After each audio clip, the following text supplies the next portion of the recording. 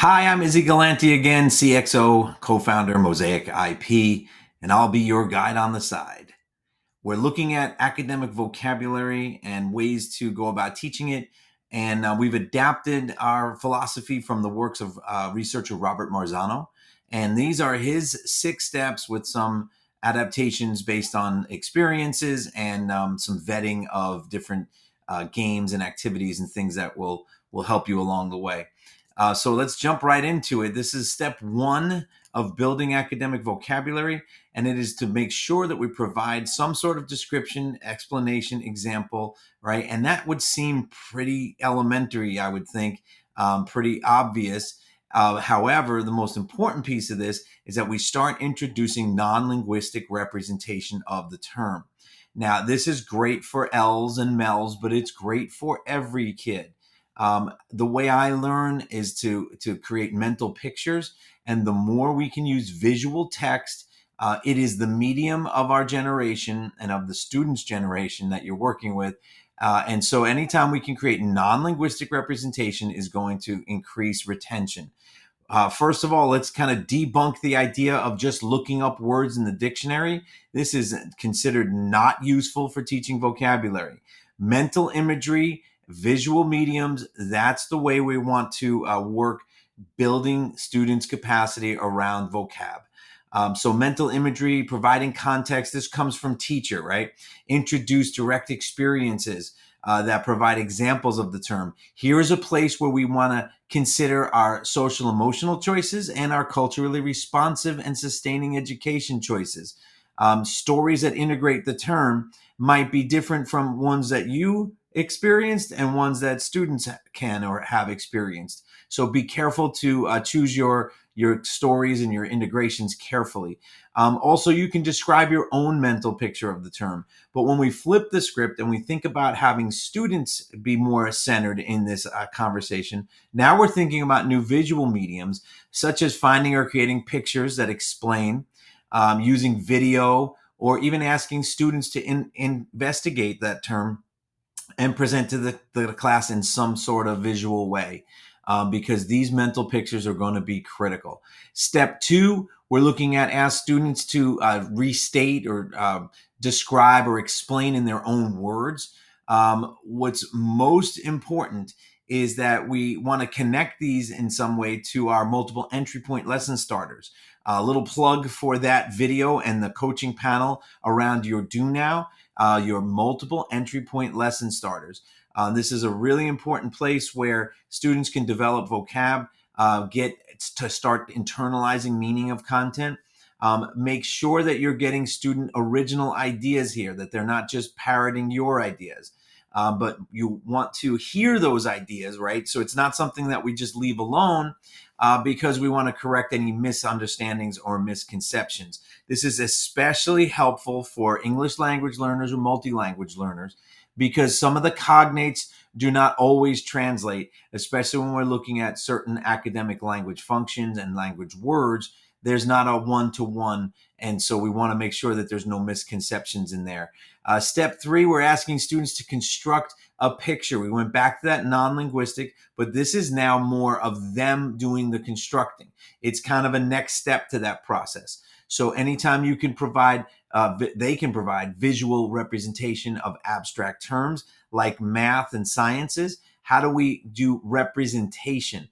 What is this expression in words? What are the verbal models that can be used to explain numbers and expressions and things such as that? That's where you're going to get the most bang for the buck in terms of retention and long-term remembering. Provide examples of students' drawings of class by class or within the same class, right? Even my own drawings, things that, I want to model the idea that it does not have to be a pretty picture. It simply has to be a representation that makes sense to me. And if I can explain it and it makes sense, then it's good. Draw an example of the term. There are great tools that you can click the link in this coaching panel and see some tools for drawing. We call those Freyer models, right? Where we have the definition, we have a drawing, we have an example, maybe we have a non-example. We can add all these things together in one frame for really maximum understanding. Dramatize the term. Let them find a picture on the internet if they have to, because that might be a great starter for them. Step 4, engage students periodically in activities that help them add to their knowledge in their notebook. So what is it that they're doing to note take in their own hand? Are they annotating prefixes in yellow, suffixes in pink, root words in blue? What is the annotation system? And that is going to come, of course, by you. But anytime you can standardize those practices, you're looking at much more capacity building and much more growth. Identify synonyms and antonyms, right? We're back to the idea of common non-examples or misconceptions, which is a very important task. And you look down at the bottom of this list, it says compare similarities and differences. And that's a great way to bring out those non-examples. In the middle of these bullets is the idea of writing incomplete analogies. Again, back to multiple entry point do-nows. This would be like level 2 or 3 activities that you can have students do on entering the content at their choice level. And this would be a really cool place to kind of develop vocab and let them develop concept understanding at the same time. So again, make sure you're checking out the multiple entry point and multiple entry point videos. Step 5, periodically ask students to discuss the terms with each other. Really important for them to have conversations around vocabulary terms. Let them start using them in real life sentences, in real world application. A really well done idea would be to have them group up by native language if that's possible. These some ideas here would be some strategies you'll see in our taxonomy in the exploration section of Mosaic. You would have some ideas about ink pair share or think pair share, where they're comparing the descriptions of their terms. They can even compare pictures to each other. See if any of those make sense without explanation, etc.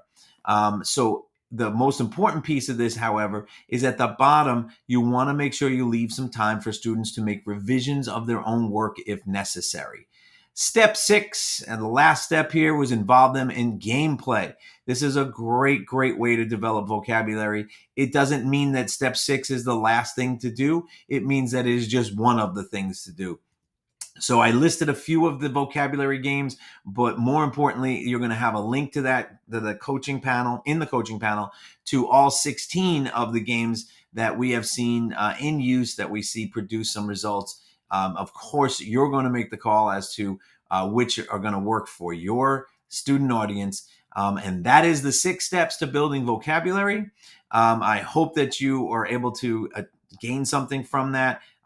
Obviously, you can always look back at this video anytime to gain some deeper insights, pause at certain points, and start adding to your practice. Don't forget to click the link in the coaching panel to get to more activities, some graphic organizers, ways to develop a vocabulary, the games that I just mentioned, etc. And as always, you can click on info@mosaic ip.com if you have any questions, or even drop a comment into this video that we're working on right here. All right, and until we see you again, happy planning.